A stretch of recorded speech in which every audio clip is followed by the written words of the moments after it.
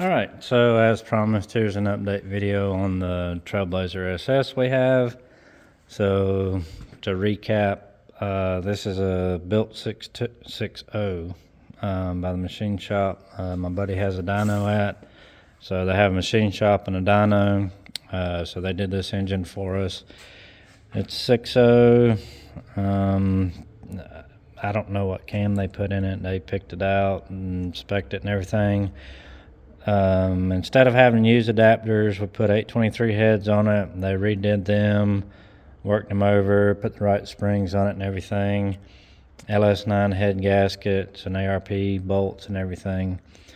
So, and it has the, I think it's a Corvette oil pan or something, because apparently the ones that comes on these are problematic. So I was told by multiple people about the oil pan issue. So we have that resolved. We have the vet style pan on it. This has the 4L80 that Doug built for us in it. Got the yoke changed out on the drive shaft. It fit perfect, no cutting or anything required. As you often read, people say that you have to do something to the drive shaft when you swap from a 60 to an 80. I've done quite a few and I've never had to swap the drive shaft. I always change the yoke out and it fits. So there's that. I did have to use the truck dipstick tube. So this is a stock truck dipstick tube. And then for those that may not know, the dipstick tube on these for the other pan is actually in the pan, and the block hole is blocked off. And the person that he had put the engine in the one time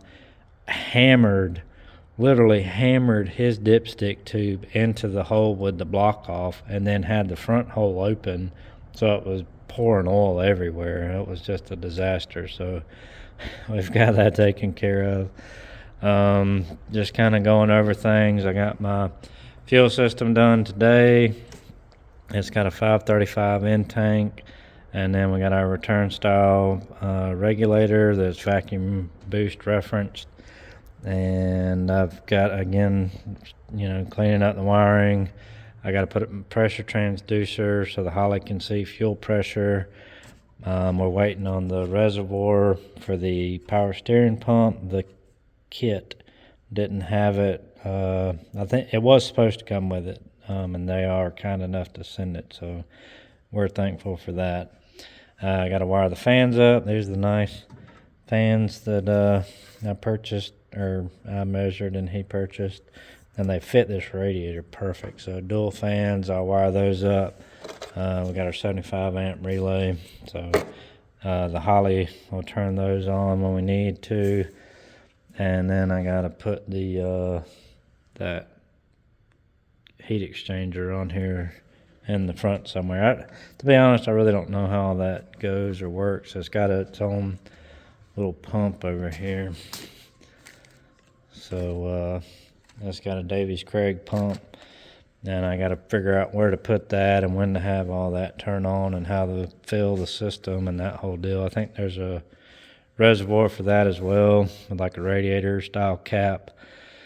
I was thinking about how to control the pump, because I'll have the Holly. So again, I'm not a blower guy. I really don't know, the logic behind controlling it or whatever. So I was thinking something about throttle percentage, maybe a certain throttle percentage, it'll turn the pump on and start flowing, or maybe the inlet air temp sensor, or I don't know, maybe a combination of multiple points have to be met, or either or something, some kind of logic like that in the IO's schedule and the Holly. So I'll look more into that when I get there, but we're getting close. We're getting really close. I got the exhaust done. It's got long tube headers on it. I think they're Speed Engineering, and they had a 3-inch Y pipe. So I took the Y section out, and it has 3 individual tubes into a Jones muffler that has a built-in X pipe, and then it dumps before the axle. So we got all that done. I made a plate or mount that bolts to the cross member and bolts to the new mount on the transmission, because that is different between a 60 and a 80 is the mounts further back. So I made a new mount to fix that, but everything fit in there nice and tidy and looks good. And the pump, I dropped the tank yesterday, and I did put the pump in it and set up the return style and all that. Got it done. The regulator got here this morning.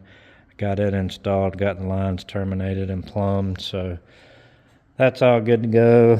I've got to sit down and write the new file for it so it'll crank up and run, with the 3-bar map. And we changed the crank to 24X so we can I'm going to plug this wire into the stock ECU so his tachometer will work this time in the dash. I've got dual coolant temp sensors, one for the Holly, one for the truck. And the oil pressure is piggybacked as well, so the truck can see the oil pressure and the Holly can see the oil pressure. So I want, the only thing is the speed, because you can't split the speed signal. So I don't know how I'm going to remedy that, but otherwise all the gauges should work and everything. And then I gotta do these wires here are for the air conditioning. So yes, we do keep air conditioning if it had it. I gotta put the hoses on. All the O-rings are just needs new O-rings, and then I'll vacuum it and charge it and everything. But there is a wiring discrepancy because, again, this drivetrain came out of his other Trailblazer, which was an 08, and this is an 06. And this AC compressor has 2 wires, and then when the truck came to me, there's 3 wires in the harness that come from the vehicle, and 2 of the wires are like stripped and twisted to the 1 wire, and then the other wire connected, and it's all black tape, so it's kind of sketch at best. So I got to figure that out because he does want the AC to work, so I'm going to try my best to make it work for him. So hopefully it's not too difficult to figure out. So I rearranged the shop. I got the 70 up here. I still got some more rust repair. I mean, there's always rust repair on these things, right? So I got that, and then this is my 6.2 out of the Denali. I got a 24X wheel for it, and then the single signal cam gear. I do have a new one of these. There was something left over on the taper when I was putting it on, and when I tightened it up, it broke that little piece off there. So it's got the chain damper, new timing chain, all that good stuff. So Michael's got a car intake for me, and then obviously I want to run the 4-bolt throttle body. So there's that. Let's see, what else do we got? I think I ordered something else for it. I don't remember. Oh, I got a new set of heads coming for it. Liberty. Michael told me about them. The Liberty Performance head. So they ordered me a set. So hopefully they'll be here soon. They're gonna assemble them, check them out and everything, and then we'll have those new head gaskets, all that good stuff. And then I got my 4L80 back. So this one I bought from my buddy up the road as a core or something, and had my transmission guy build it. So this is the one he'd had for a little while, but I told him there was no rush. So anyway, he got around to building it for me and got it done for me, so I appreciate that. The Jeep has kind of been backburnered. He got a shifter in. I think it's a B&M, and it actually comes with the plate and everything, so a bolt to the floorboard. I thought I was going to have to come up with that, but it's a really nice shifter somewhere in all these boxes. But yeah, it's got the plate that bolts to the floorboard, and then the shifter bolts to it, and it fits in a stock console, which is what he wanted. So that's what we're gonna do. Haven't heard back from my drive shaft guy. Like I say, I knew he was gonna be down with his eye surgery, so I need to call him and check on him. But at least, you know, we were able to get this thing running and get everything in. Again, I've got a lot to do on here to tidy up all the wires and just get this thing ready to go. But once we get the drive shafts on them, we'll be able to move it around and get the shifter in. And then I got to figure out the four-wheel drive shifter as well. So, but I haven't really been able to mess with this one much, just because everything else has been going on. So just kind of what we got going on in the shop right now. That's my aluminum 5.3. I need a crankshaft, so Michael's gonna get me a crankshaft, and then I'll put this together. I got a set of 243 heads, and then Trailblazer SS intake down there, and then 243 heads. And then this is the 390 ratio that I got out of the Cadillac SRS. So this is interesting piece.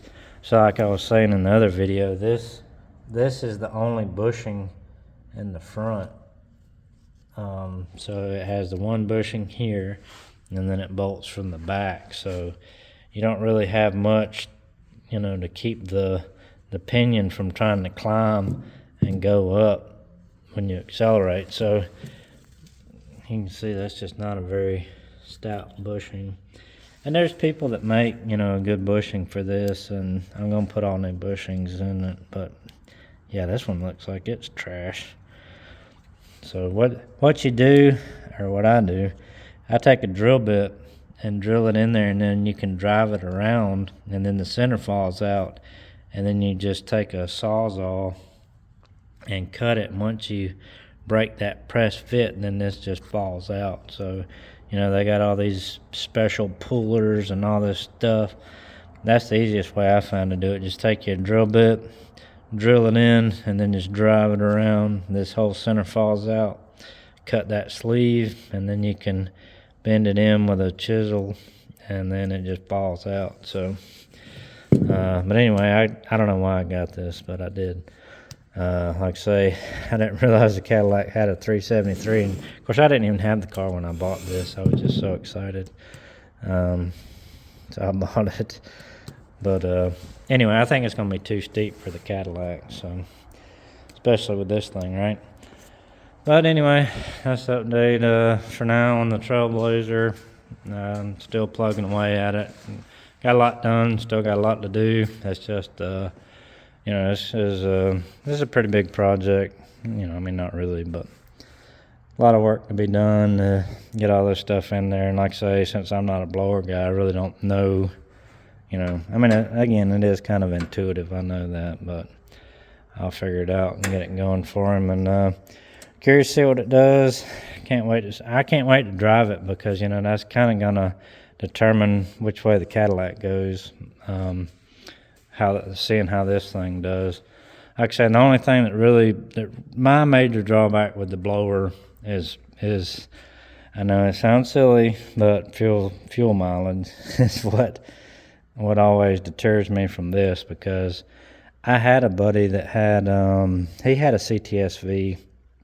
I guess it must have been a V2, because it was a supercharged car, and he got single digit mileage, and I don't know. I don't do well with that. So I'd like to at least be able to drive the car and enjoy it and get some fuel mileage with it too. I know that sounds crazy, but I would like to have a little bit of extra power. So anyway, I can get back to this thing, and then hopefully the next video we'll have this thing running.